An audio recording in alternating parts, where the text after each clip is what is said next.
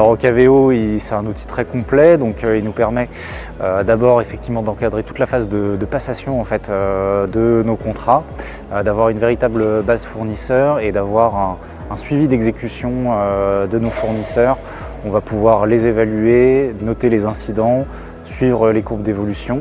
Et puis effectivement, on est en train de monter en puissance, je pense aussi, sur toute la partie gain achat, qui nous permet de communiquer aux différentes instances de RATP Cap Île-de-France et des différentes filiales de la structure pour aider à la communication au sein de la fonction achat intragroupe. Alors les prochaines fonctionnalités qu'on souhaiterait voir ou qu'on souhaiterait expérimenter davantage au sein de RATP Cap Île-de-France, je pense que ça va être l'évaluation fournisseur, de vraiment l'étendre à l'ensemble de notre panel de contrats Cap Île-de-France et des différentes filiales, de suivre son évolution. Je pense que ce qui serait intéressant d'intégrer, ça serait effectivement tout ce qui serait plan d'action en lien avec ces évaluations-là, parce qu'aujourd'hui on est plutôt dans un encadrement avec un encadré pour contextualiser effectivement l'évaluation, mais ça serait bien d'avoir un template qui nous permet de relancer directement via l'outil le fournisseur et collecter effectivement les actions correctives qu'il met en place.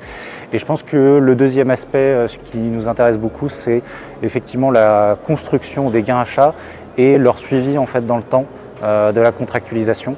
Parce qu'effectivement, on sait les gains achats qu'on a fait au moment de la consultation, mais ça reste dépendant du suivi de consommation et effectivement, c'est aussi une manière de consolider et de montrer notre maturité sur ces différents sujets. Donc c'est un petit peu les attentes qu'on peut avoir au niveau de la fonction achat.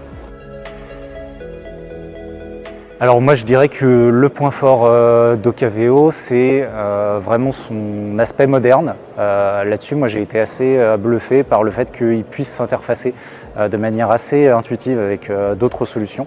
C'est vrai qu'aujourd'hui on utilise effectivement l'interfaçage avec Antares, si je ne me trompe pas. On a aussi Aproval qui nous permet en fait d'incrémenter beaucoup de données directement et d'éviter en fait des allers-retours où on se dit bon bah j'ai plusieurs outils où je dois aller finalement vérifier un certain nombre de choses.